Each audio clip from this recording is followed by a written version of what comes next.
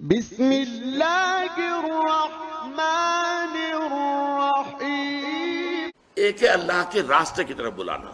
سورہ نحل کے آخر میں فرمایا ادعو الی سبیل ربک بالحکمۃ والموعظۃ الحسنۃ وجادلھم باللتی احسن۔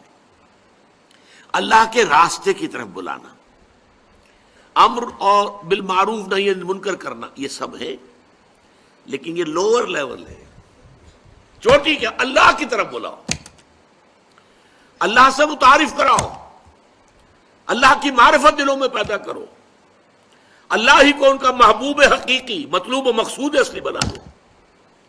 یہ تواصی بالحق میں چوٹی کی بات ہوگی، اللہ کی طرف بلانا۔ جیسے کہ اب ایک کہاوت سمجھ لیجئے یا واقعہ ہے، حضرت رابعہ بصریہ جو اولیاء میں سے ولیاں ہیں اللہ کی، وہ ایک خاص جذب کی، مجذوبیت کی کیفیت میں ایک روز جا رہی تھی۔ ایک ہاتھ میں ایک لوٹا تھا، اس میں پانی تھا، ایک ہاتھ میں ایک مشعل تھی، آگ۔ لوگوں نے پوچھا رابعہ کہاں جا رہی ہیں؟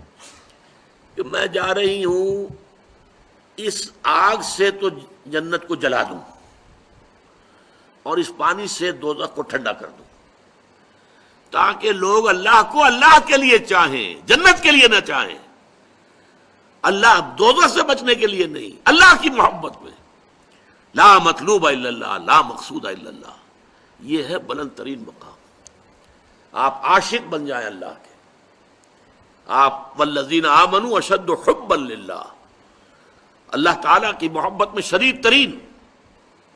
باقی بھی ٹھیک ہے، خیر کی باتیں ہیں، حق کا بات کا کہنا، تواصی بالحق، امر بالمعروف نہی عن المنکر، دعوت الی سبیل ربک، رب کے راستے کی طرف بلانا۔